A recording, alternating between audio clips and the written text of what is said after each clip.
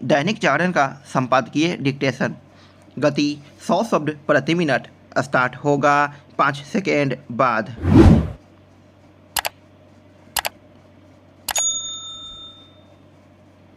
Start. यह अच्छा हुआ कि सुप्रीम कोर्ट ने सीवर की सफाई के दौरान मरने वाले सफाई कर्मियों के स्वजनों को 30 लाख रुपए का मुआवजा देने का निर्देश दिया। उसने यह भी व्यवस्था दी कि यदि सीवर साफ करते समय कोई सफाई कर्मी अस्थायी रूप से अपंग हो जाता है तो उसे 20 लाख रुपए देने होंगे। सुप्रीम कोर्ट ने सीवर सफाई के दौरान होने वाली मौतों को रोकने के लिए सरकारी एजेंसियों को यह सुनिश्चित करने को भी कहा कि वे यह देखें कि इस तरह की मौतें न हों। यह तभी सुनिश्चित हो सकेगा जब नगर निकाय उन उपायों को अमल में लाएंगे जिनसे सीवर सफाई के दौरान होने वाली मौतों को रोका जा सकता है। इसकी अनदेखी नहीं की जा सकती कि तमाम निर्देशों के बाद भी सीवर साफ करते हुए सफाई कर्मियों की मौतों का सिलसिला कायम है। यह इसलिए कायम है क्योंकि नगर निकाय जिन एजेंसियों को सीवर साफ करने का काम ठेके पर सौंपते हैं वे पैसे बचाने के फेर में सफाई कर्मियों को बिना सुरक्षा उपकरणों के सीवर में उतार देती है। एक आंकड़े के अनुसार बीते 5 वर्षों में सीवर या सेप्टिक टैंक साफ करते समय लगभग 350 सफाई कर्मी अपनी जान गंवा चुके हैं। इससे भी बड़ी त्रासदी यह है कि ऐसे अनेक सफाई कर्मियों के स्वजनों को पर्याप्त मुआवजा नहीं मिला।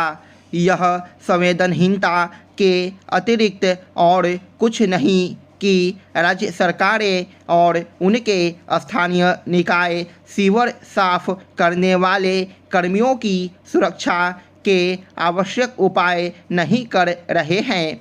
आखिर तमाम सफाई कर्मियों की मौतों के बाद भी सीवर साफ करने का काम उपकरणों के माध्यम से क्यों नहीं किया जा रहा है? चूँकि ऐसे स्वच्छता अभियान का कोई अर्थ नहीं जो सफाई कर्मियों की जान की परवाह न करता हो। इसीलिए केंद्र को राज्यों पर इसके लिए दबाव बनाना होगा कि वे सफाई कर्मियों को आवश्यक उपकरणों से लैस करें।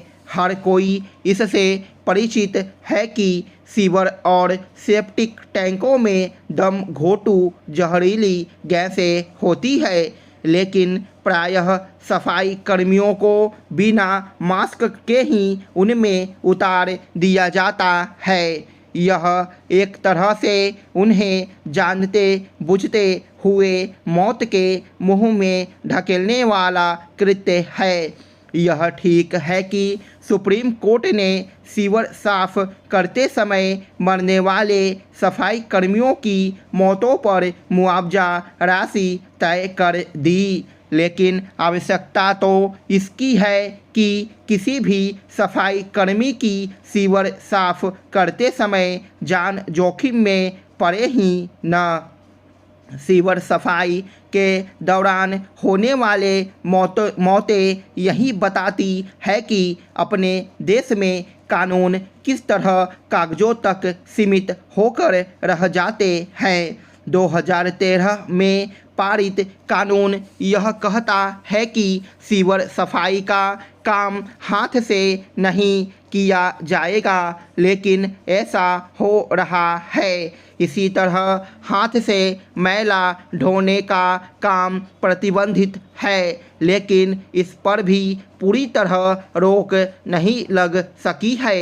यह सुनने में बुरा लग सकता है कि मुख्यमंत्री नीतीश कुमार की सदिच्छा के बावजूद राज्य में बालू की संगठित तरीके से तस्करी हो रही है। संगठित इसलिए कि पूरा कारोबार सबके सामने होता है। खनन विभाग के बड़े छोटे अधिकारी, पुलिस और जिस किसी सरकारी एजेंसी को बालू के कारोबार पर नियंत्रण की जवाबदेही दी गई है, उन सबके सामने तस्करी हो रही है। सरकार की ओर से घोषणा की गई थी कि 15 अक्टूबर के बाद नदियों से बालू का खनन होगा। अब बताया जा रहा है कि खनन की तैयारी ही चल रही है। बहुत जल्दी प्रक्रिया पूरी हुई तब भी 1 नवंबर के बाद ही कुछ हो पाएगा। बालू खनन की औपचारिक शुरुआत के बाद का समय तस्करों को बोनस में दिया गया लगता है। घर बनाने वाले लोग इंतजार कर रहे थे कि 15 अक्टूबर के बाद निर्माण शुरू करेंगे। बालू के अलावा अन्य सामग्रियां खरीद कर रख ली गई थी, लेकिन तिथि पार होने के बाद भी बालू की सहज उपलब्धता नहीं हो सकी। सरकार कह रही है कि खनन शुरू है। कारोबारी कह रहे हैं कि अभी माप तौल की मशीन, सीसीटीवी आदि की स्थापना हो रही है। उधर बालू बेचने वाला कह रहा है कि दोगुने दाम पर लेना है तो बताओ, तुरंत पहुंचा देंगे। वे पहुंचा भी देते हैं। मजबूरी में बालू की खरीद हो रही है। लगता ही नहीं है कि इसकी तस्करी पर रोक लगाने के लिए कोई तंत्र भी है। विभागीय अधिकारियों और प्रभाव वाले राजनेताओं की पैरवी पर आसानी से बालू उपलब्ध भी हो जाता है, लेकिन प्रश्न यह उठता है कि अधिकारियों और राजनेताओं तक सीधी पहुंच कितने लोगों की हो सकती है। बालू की तस्करी पर चौतरफा चुप्पी इन आरोपों को पुष्ट करता है कि इस धंधे में बड़े बड़े लोग शामिल हैं। इससे पहले भी बालू माफियाओं और राजनेताओं का संशय सामने आया है। पुलिस और खनन विभाग के अधिकारियों की संलिप्तता भी सामने आई है। स्टॉप।